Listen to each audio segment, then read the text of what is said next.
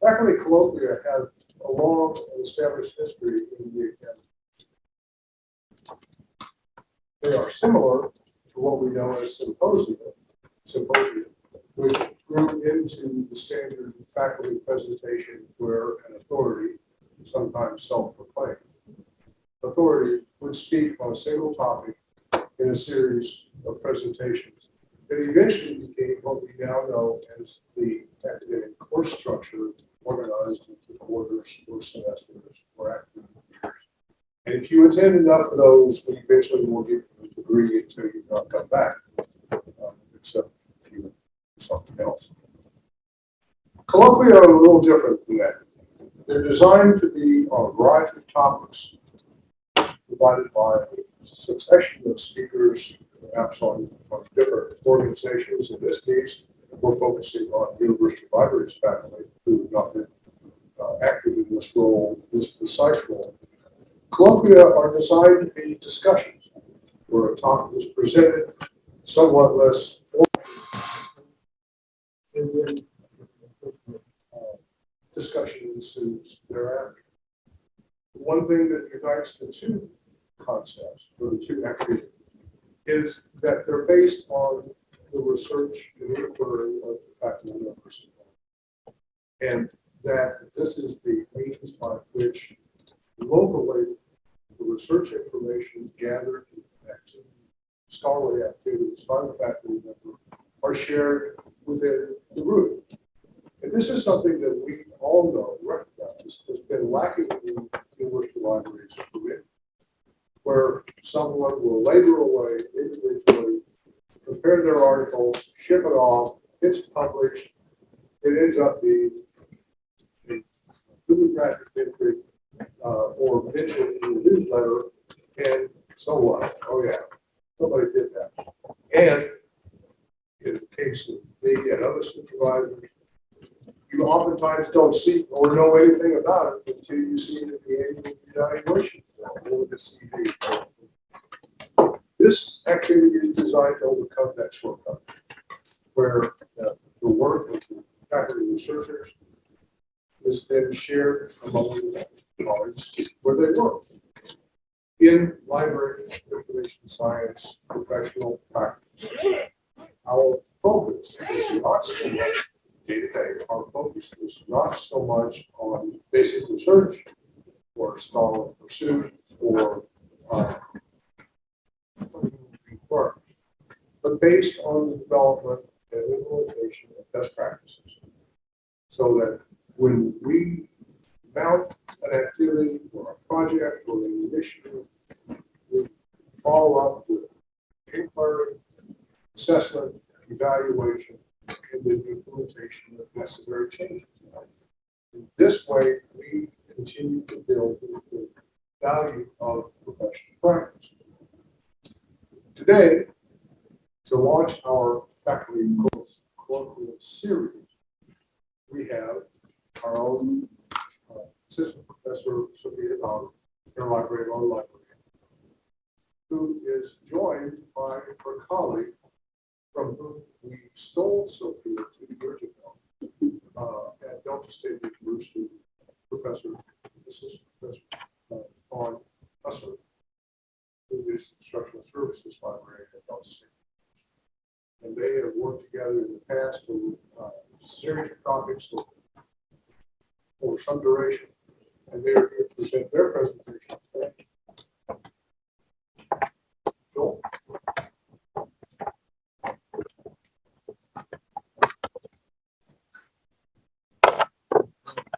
I'll also welcome you all for coming to this inaugural event. I'm here to just introduce the speakers and send them off on their way. But on a related note to the title, and I had seen the title Growing Okra Out, I was at Delta State University 2 weeks ago to present at a conference, and all of a sudden the title made so much sense to me. I was probably not the only one in this room who's unaware that Delta State's mascot is Fighting Okra. It's one of the coolest logos I've ever seen. Okra with boxing gloves. I actually want to t-shirt now, just because it's so neat. But anyway, that gives a little context to the title of the presentation. But I want to formally introduce our presenters today. We have Sophia Dahman, who is interlibrary loan and resource delivery librarian. She's to be joined by her former colleague, Fawn Ussery, who is an assistant professor of instructional and access services librarian at Delta State University Library. And they're going to talk to us today on their topic titled Growing Okra Out, Lessons Learned from 5 Years of Collaborative Design, Development, and Implementation while building an LGBTQ library outreach program. Good morning, everyone. Thank you for taking time on a Friday morning before spring break begins to attend our presentation. I'd like to thank the University Library's Faculty Colloquium Committee for giving Fawn and me an opportunity to present our research here with you, and also via Zoom with those who are attending remotely. This is the first event of the monthly speaker series, and I'm looking forward to supporting my colleagues' initiatives by attending or presenting at future events too. Fawn and I have worked as colleagues and research partners since 2016, and I hope that we continue doing important library work together. We are both new librarians. I finished my MLS degree in December 2019, and Fawn completed hers in December 2020. I assure you, doing and successfully publishing research articles was not something taught in library school, or at least not in my program. Today, we are introducing our research and sharing practical information that we have learned from developing, planning, and successfully conducting a library-hosted outreach programs that support, increase visibility, and celebrate queer communities. Growing Okra Out in the last 5 years has been an honor, an effort, an ongoing educational process, but most of all, a fun and meaningful experience. To this day, I consider Okra Out my highest professional accomplishment, and I'm grateful to see our campus and community work still going strong at DSU as they build an equitable, diverse, and inclusive society where the library plays a key role. When I volunteered Fawn and myself for colloquium speakers, I hope that our article, Growing Okra Out, would have already been submitted to the Journal of Outreach and Engagement. We are thankful for the input of the University Library's writing group and have decided to make their suggested edits before submission. We hope to share our publication with you when the process is completed. Before we start, we believe it's imperative to share that both Fawn and I are an LGBTQ allies, and our pronouns are she, her, hers. We do not want to take any credit for the power, progress, and the successes of the LGBTQ movement. We both held staff positions at the Delta State University Library when the planning of the LGBTQ plus History Month celebration began. And I want to recognize the DSU Library and the university administrators for giving us the opportunity to pursue this endeavor regardless of the positions we were in.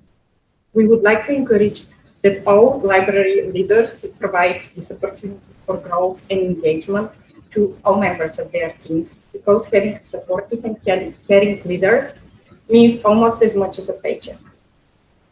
This presentation recognizes and celebrates queer people, but it's dedicated to the power of library staff members, because we know how much you do and we appreciate it.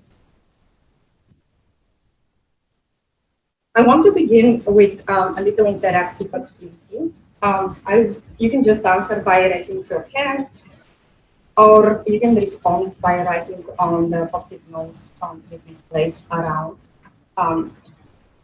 Also, Anna and Casey can monitor the Zoom chat for so feel free to engage online as well. So, how many of you have attended library hosted programs that support? And if you did, what was your favorite part? Can you raise your hand? Have you attended it? No? Nobody? First one. Okay. I don't remember if there have been any programs to it. Anna, do you have any chat? Well, we started with that interactive activity because we asked each other these questions before we began planning the Okra Out program. 5 years ago, no one who we asked around campus had attended an academic library program dedicated to recognizing, educating, and celebrating the achievements of indigenous people. We looked also at literature, but in the summer of 2017, there was not much published specifically on academic library outreach programming for queer students. Most of the examples we found from public libraries included drag queen story time, educational panel discussions, book displays, creativity sites, and poetry. We began with the simplest book display you can think of. We used Canva to create a poster and pulled 10 books from the library staff. The creative display drew more library users' attention than anticipated. Users were checking out the books we were displaying, so we kept adding new ones. We also saw some patrons taking selfies in front of the display. Although we didn't know the reason behind their interest in the display, we noticed it, and at that point, the idea of doing something bigger than a book display was born.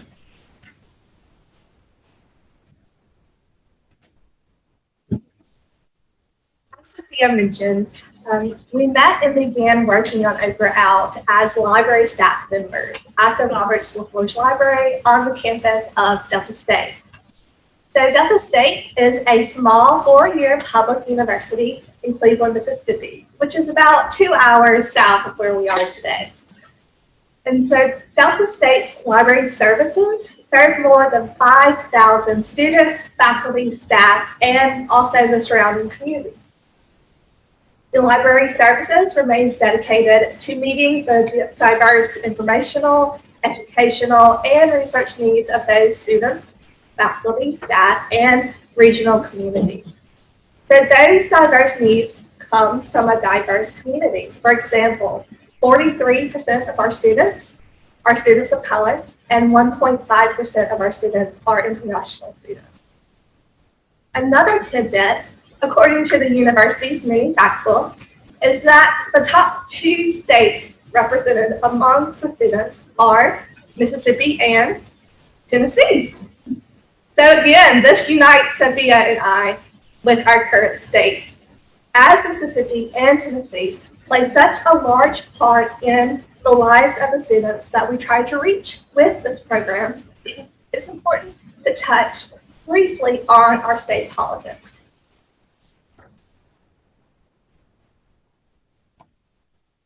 As I mentioned, Delta State is in the middle of the Mississippi Delta. Now, currently, there is no explicit, comprehensive, statewide non-discrimination protection for gay, lesbian, bisexual, or transgender people in Mississippi. Instead, we do have discriminatory anti-LGBTQ+ laws, including the Mississippi House Bill 1523. It's also known as the Religious Liberty Accommodations Act, which allows people and organizations to decline services to queer people based on religious beliefs. And some of those services are often for the reading squad. Most recently, Mississippi's governor signed the Senate Bill 2536, which is the anti-transgender sports bill. It's marked the first piece of anti-LGBTQ+, or specifically anti-transgender legislation to become law. And unfortunately, harmful laws against the LGBTQ+ communities are not uncommon nor are on the rise. And so I'm going to hand you back to Sophia so that she can fill us in on a few of Tennessee's laws. Tennessee is also home to sweeping anti-LGBTQ+ legislation. The Human Rights Campaign declared 2021 as, I quote, brutal legislative year for queer people. A total of 5 anti-LGBTQ+ bills were pushed through and will become the law in Tennessee, marking the state of Tennessee as one of the most hostile places to live for transgender people. Such bills include anti-transgender legislation 126, which restricts access to gender-affirming care by limiting health providers' ability to prescribed hormone replacement therapy to treat pubertal minors. Violation of this bill results in mutiny.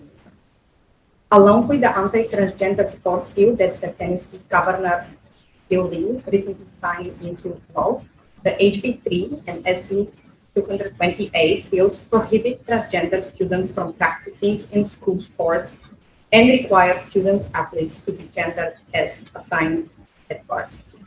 This is demonstrated by their original birth certificate.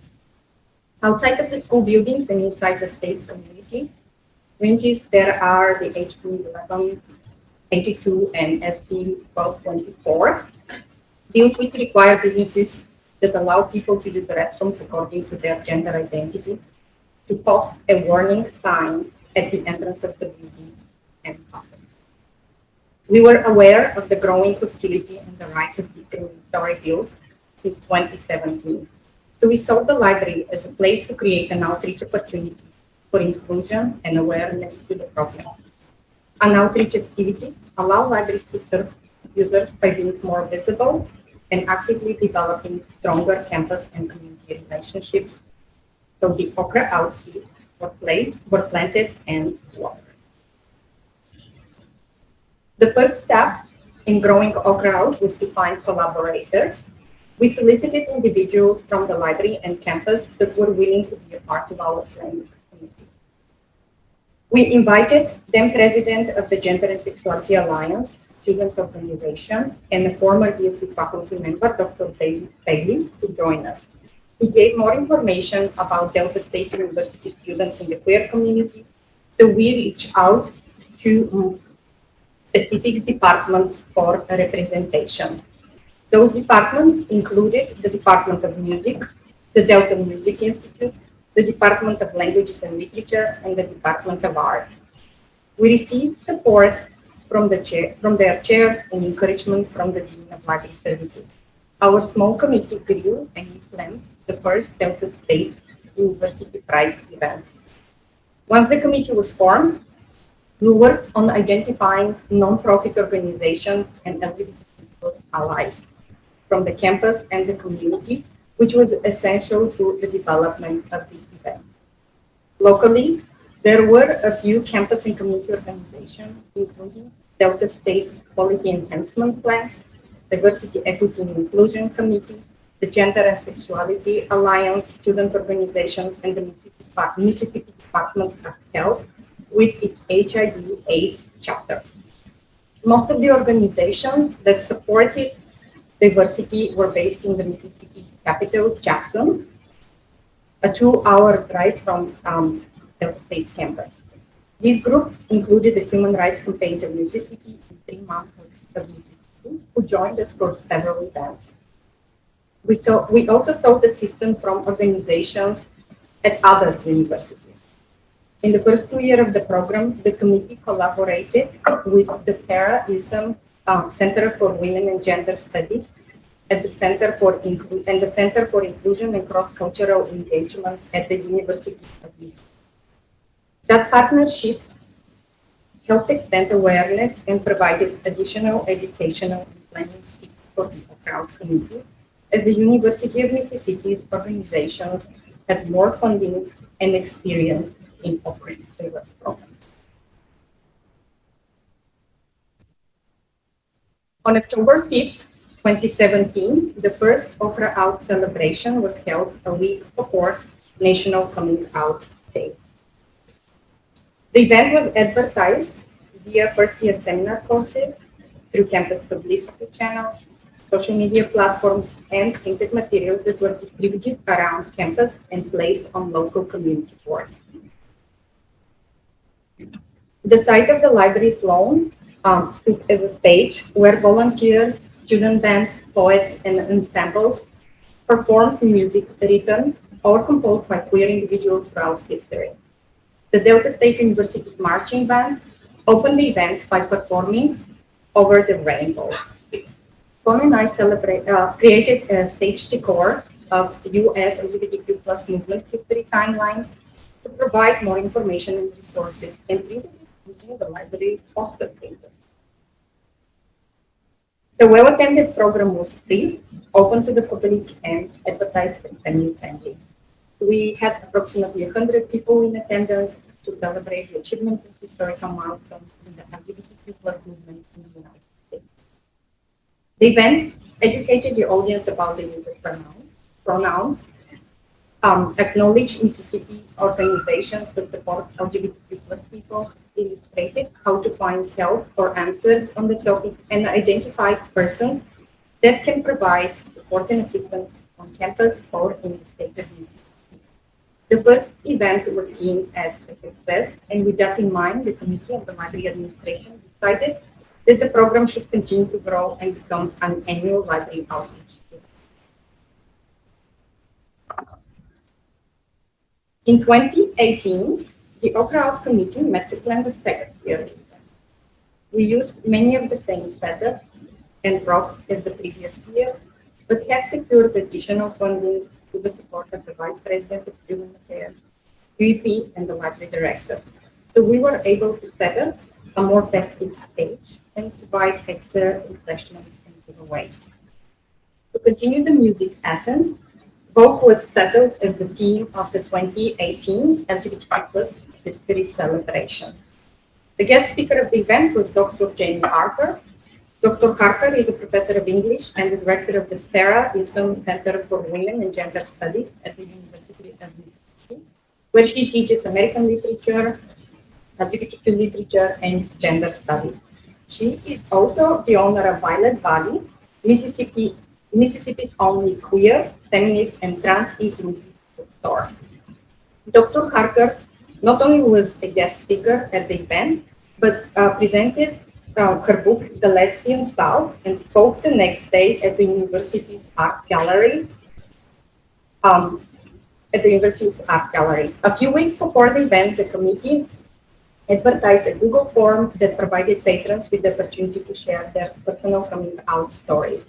The form included the option of remaining anonymous. The stories were printed and some were shared at the outreach event. Later, Delta State University's Archives and Museum collected the responses with the permission from those who allowed themselves to be identified. At the end of the event, a local dance teacher was invited to teach the classic yoga dance moves, and the crowd was able to take part in voting down the stage. The voting was led by the university president and vice president of student affairs. Student, faculty, and families took part in this vibrant dance party. The number of event participants grew from 100 to 200 in 2018. After the event was officially over, an open mic night for poetry was held down the street for the local coffee shop.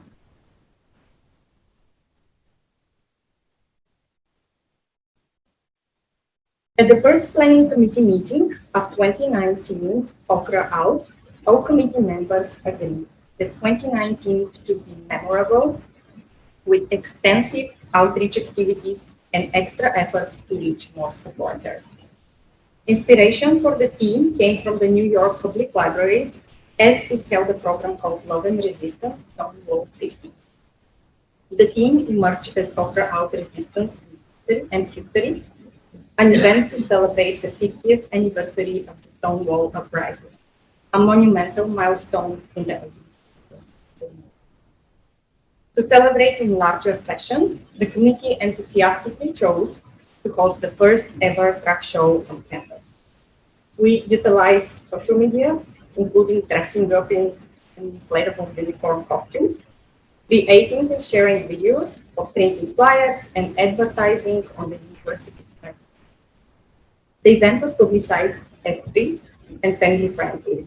The music, costumes, and performances is a family friendly theme. A rainbow cake and cupcakes were donated, and even more campus and faculty organizations signed up to attend this event. Because of backlash to the wording of being family friendly and some negative messages on social media in response to a drag show, the location was moved from the library's lawn to a theater on campus for easier security. Those concerns were brought to the attention of the campus police chief, and although they were found to be unwarranted, to move the event indoors to better monitor. This proved helpful as the event had its largest turnout to date, and the performance theater with 300 seats was standing room only. Before the drag show, a faculty member held an Okra Out Front yoga session outside the theater. Also, an exhibit of the national campaign from Sayers Lenses America shared different interpretations of love in the theater's lobby. With the permission of local photographer Rory Doyle, this photographs of community members of the LGBTQIA community, including Delta State employees and students, were printed and displayed. 2019 was also the first year the committee produced a series of zines. 3 zines were created and published with information and artwork submitted by students, faculty, staff, and community members. Using zines was an avenue that offered a way to better understand their communities and their unique needs. The Okra Out zines became an essential and creative asset to the outreach event and solution to the collections of zines and zines today.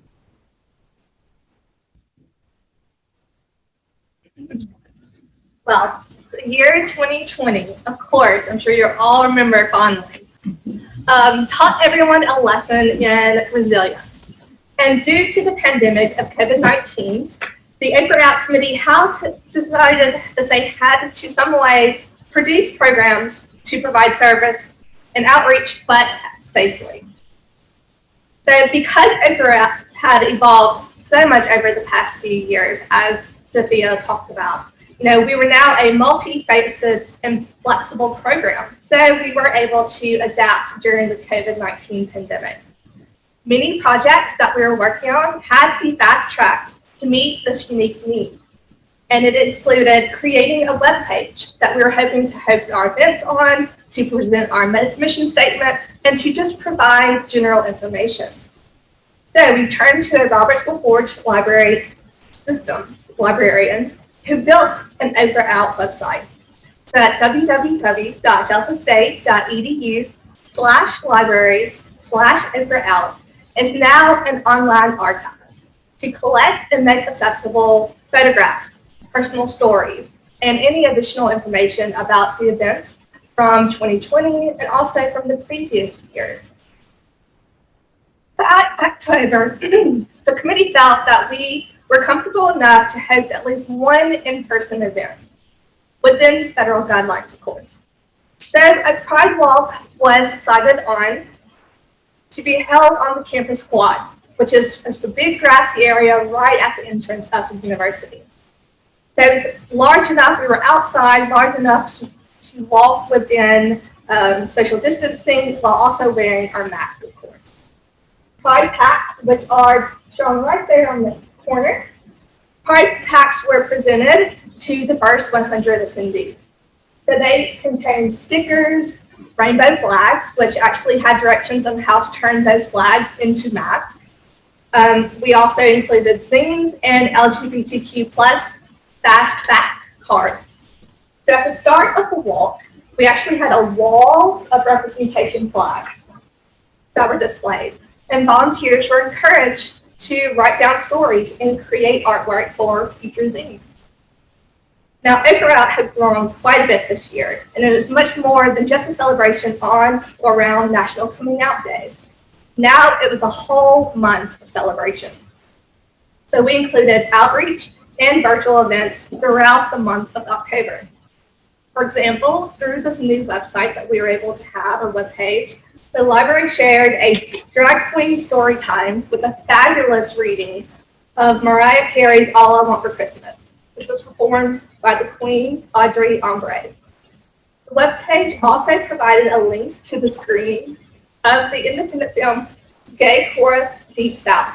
And this was made possible because we had a partnership with the Oxford Film Festival. And then also we included a Zoom, of course, Pride yoga session, which was provided by a faculty member. Because of the program's growth, the committee also wanted to help the LGBTQ+ student organization on campus, and we looked for ways to increase their visibility.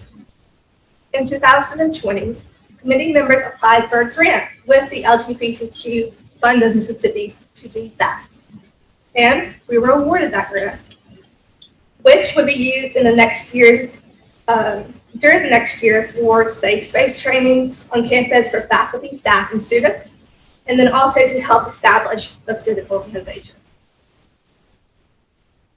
To further spread the program's outreach and also to protect the collected stories, all that we've been building over the last few years, the committee reached out to the Invisible Histories Project and sent Okra Out information to the Library of Congress for the LGBTQ plus archives to have that protected and to always remain.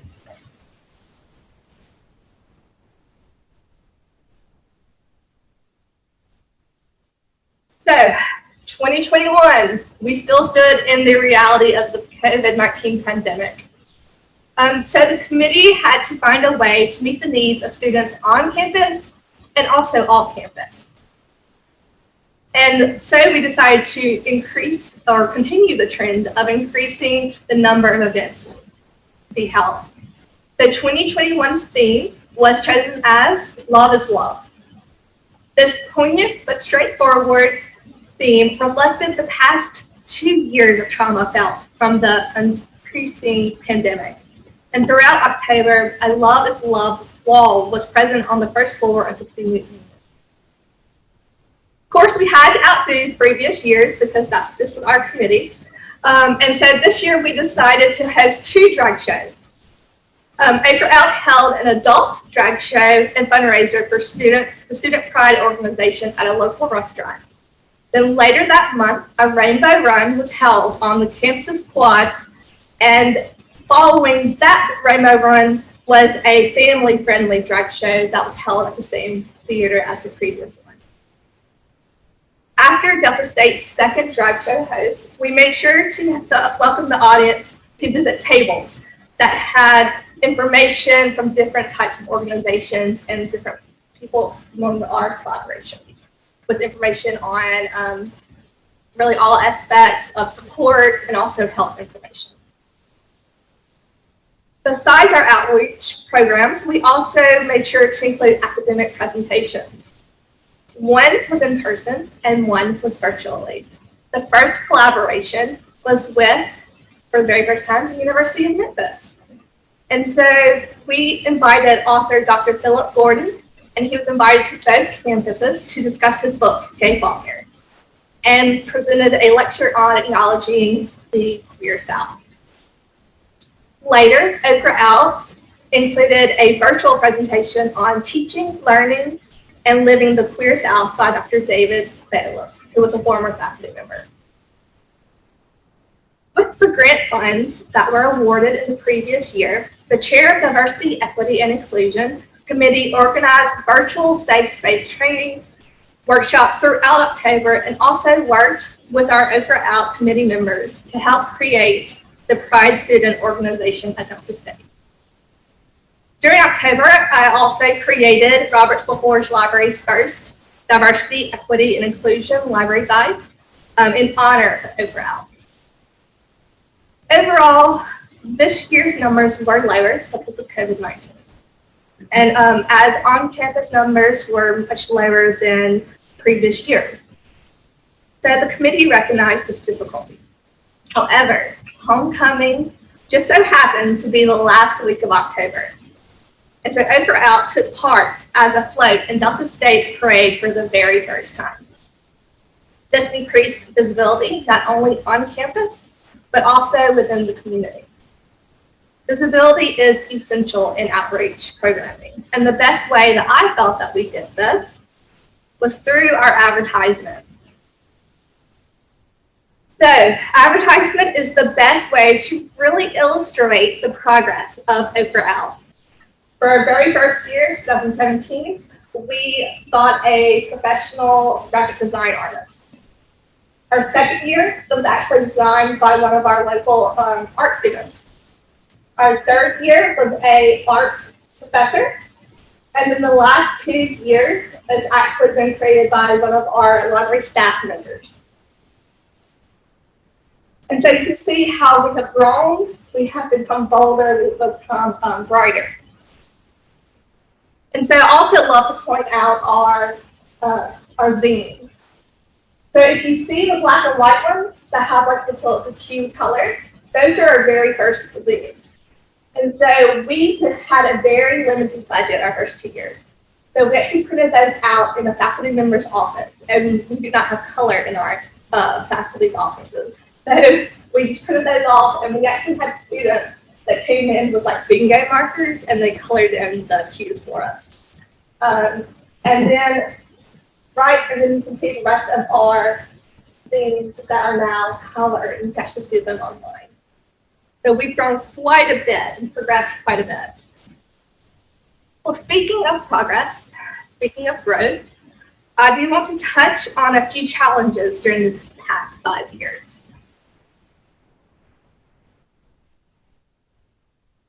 For the first 2 years, like I mentioned, our challenges was really our limited budget. But through working out collaborations, through reaching out to organizations within the state, and also reaching out to different departments on campus, we were able to increase those partnerships, which increased finding funds, which increased a bigger budget. Our third year, we did have backlash over wording of our particular drag shows. However, it's important to mention that the committee members did not get actively involved in responding to the social media comments, and instead relied on the institutional support and policies to resolve that conflict. So I'd just like to recommend it's important to understand not only your institution's policies and procedures, but also your libraries. Then COVID-19, we all remember the restrictions.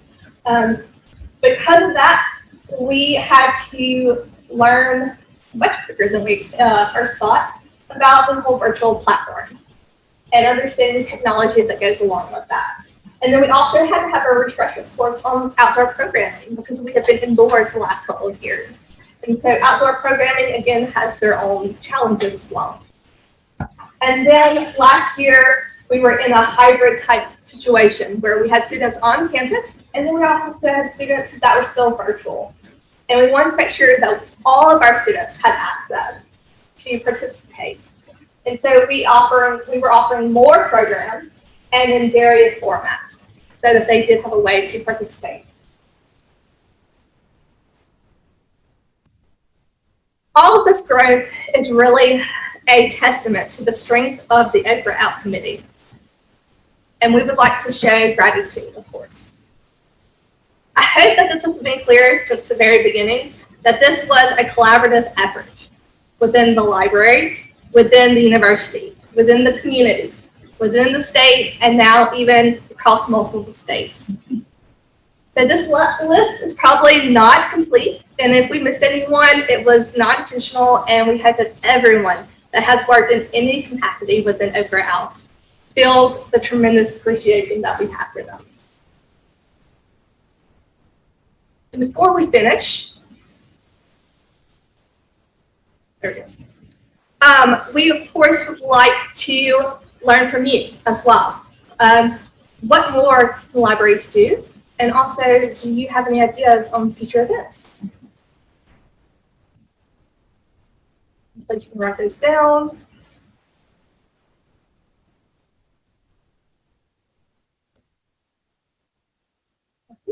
And we will now open up for Q&A, and we'll try to answer to the best of our ability.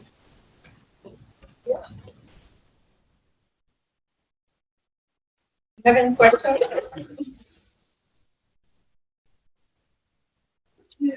With student input, as your committee was working for, are there students on? Yes, our goal from the very beginning was to listen to the students, and we actively encourage them to be a part of the planning and a part of the programming.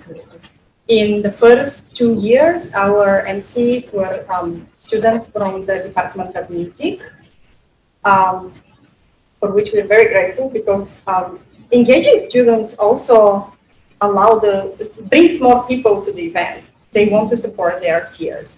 And I think in all of the planning committees, we have a student representation. I think that I don't know about 2020 and 2021, but in the first three um, committees, planning committees, we did have at least one student actively participating and suggesting. So I think the campus needs. And we actually, best part about the Okra Out committee, we actually listen to everybody say, and we didn't just say, oh, this is not possible. We always try to implement the whole idea or part of their suggestion. Any other questions? Irvin? What role do you think librarians have in supporting or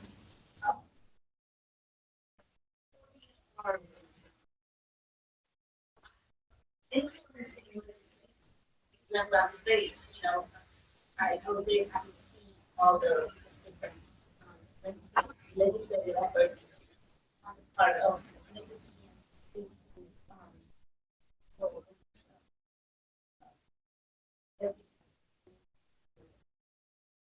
what role do you think librarians have?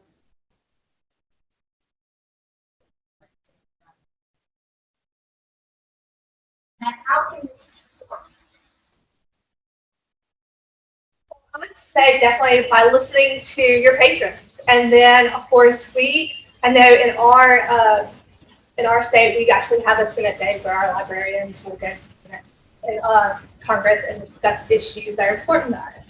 And so mostly though I would say just offer that support, offer these programs. Even if you have one or two people that show up to your programs, still make sure to offer that to them so that there is obvious support on campus.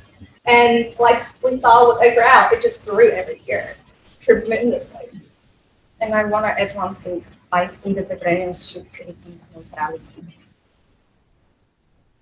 And there's another question. Yeah, I didn't get that. I think that librarians should rethink neutrality. I think that we should or actively express it. There's another question.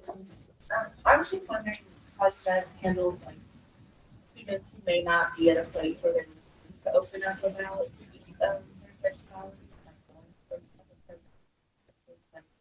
What are you guys putting in place to get a safe space for somebody that's ready to come out? That's a great question. The second, we didn't think about it the first year. We just did not have income. But in the second year, that's why we Google, anonymous Google surveys.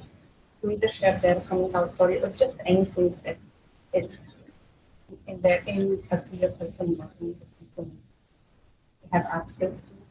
We didn't actively solicit people that are comfortable and just allow people to have their space and sharing stuff with them. We provided it, but we didn't push for it.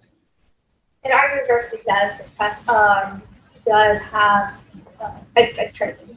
And so I can tell you probably 6 of the offices in the library, which our library is very small, have speakers and awareness that this is a safe space.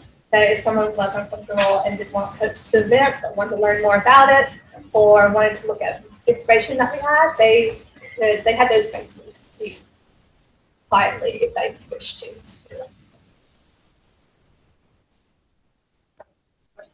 Yeah. So first, I want to thank you for sharing all this information about the great event. One of the things that's most remarkable to me is that first year meeting straight attendees. How did that happen? I honestly think it was the students, the space that we chose, and we were really actively recruiting people to support events, like friends, colleagues. We were telling to everybody, hey, this is you, come and show support. You know, in a small community, it's easier to recruit people.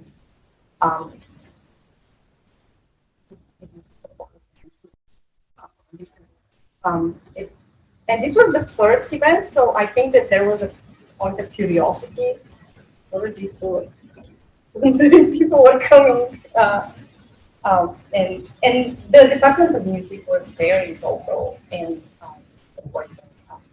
They were really our collaborators, their chair and their faculty. So pretty much a lot of intentionally asking people to show their support. And students are a great asset for the library outreach program. If you get students involved, you have to be very people. Yeah, and because the music department was so helpful, we had large groups like the band, and then we had the marching band, and then we had the choir playing, and we had the wind group. Yes, And so we have these large groups of students that were performing, and so they had friends or they had roommates that were coming to support them. So that's really the growth of just the support as well. That's good to see them. and Delta State has EMI. Yeah, program. The Institute for Broadcasting, I think. They provided the sound, and also by inviting them to help us collaborate, they also spread the word and invited their students to perform. Also, we wanted this to not be somebody who we pay to attend. We wanted the students to actually make that, and I believe that that's probably with the of having that much attendance, because they were active playing and so on. It all the work for it. We were making sure that policies get followed, but a lot of these were their ideas.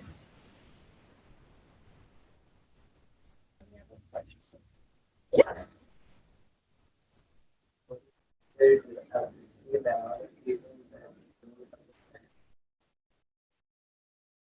I'm sorry, I'll come closer because I can't hear you.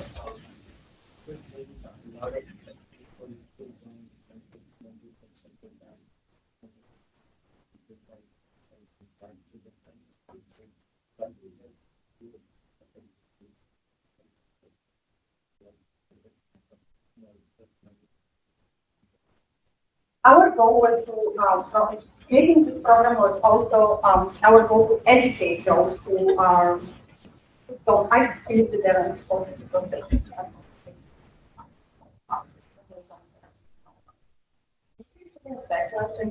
We share, we just follow the guidelines and because some of the guidelines with styles have to do with the campus and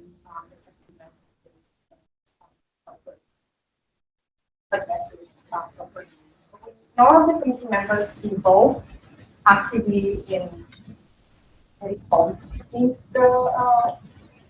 the backlash of the people that were attacking us on social media, but our friends get involved in that dialogue issue. Protection is safe.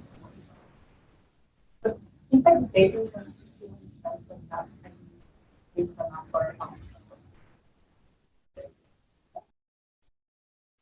And it was 3 years before we had any type of issue Yeah. with that, and it was overwording of one word. Any other questions?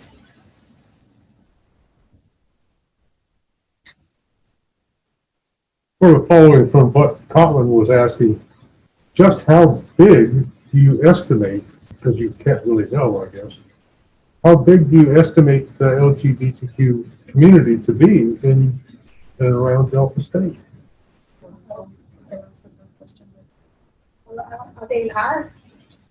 I think that the first time we met with Gender and Sexuality Alliance, I believe that there were 12 people that identified. It wasn't a lot, but even though there were just 12 in the student organization, it was enough for us to dedicate an library event that celebrates. Well, the reason I ask is it just, and I've not been to Delta State in a long time. It just seems like an unlikely place to have this much success on this topic. And we know where we live. Okay, this is You know, this is not downtown Manhattan, New York. Not known for their acceptance. Yes, yes, and the first year, we were kind of worried when we first started creating Okra Out. We were kind of worried about because we had no idea what our response would be. And it just blew us away the first 2 years. There was nothing. It was welcomed, and the community welcomed. It's not just our Delta State campus, like the community was welcome. With their kids, with little flags, with paint. It was really lovely to see that. And so I don't know the exact number, but I think it was the new group, what they are. I can say that the Pride organization is a lot more active than it was previously, since Okra Out has kind of helped bring awareness. And they get together for brunches and get together for picnics and things like that on campus. So it's very, very active organization. Kathleen has a question and Praveen has a question. Kathleen, go ahead. I just wanted to ask if you've seen any different you mentioned what community movement is and partnerships involved. And so I wonder if you're seeing more acceptance in the community.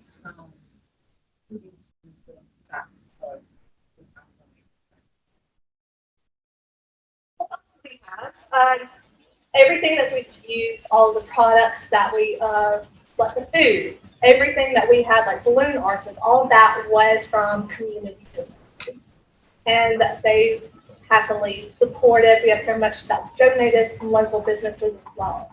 So I feel like we do have a good majority of positive reactions. I was just gonna add on what John started, that students that aren't vaccinated members of the community.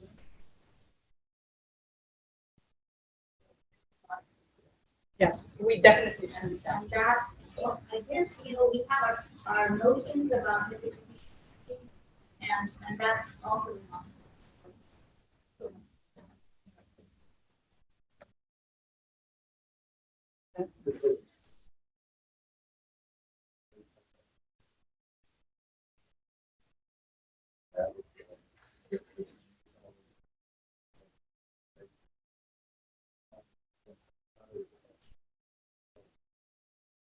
University of Mississippi sent a band which they actually paid for of their students in the first program. I think in the third year that I was there, we were a bit overwhelmed by the negative response, and we were trying to not cancel. The focus was to not cancel the event, and we sent the backlash by adapting, moving. So I didn't other recommendations. And I know that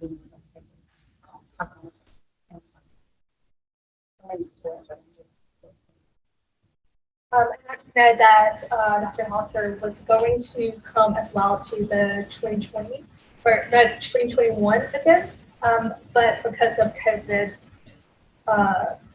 items that popped up, she's not able to make it. But yes, Ole Miss is still very active with it, our collaboration.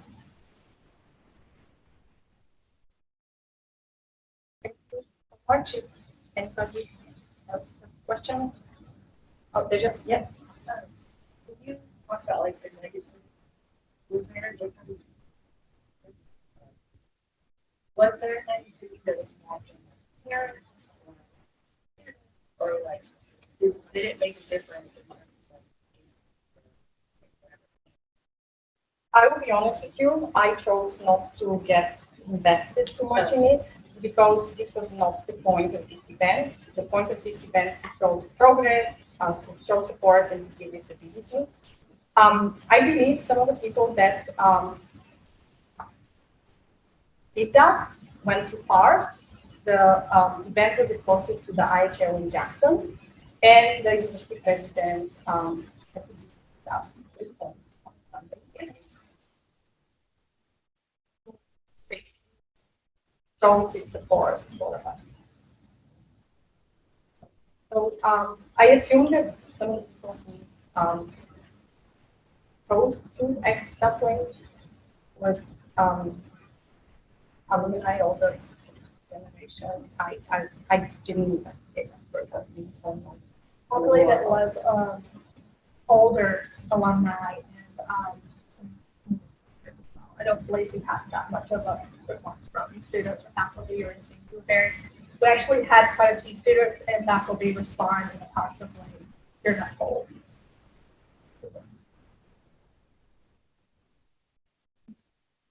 Thank you so much for your time. If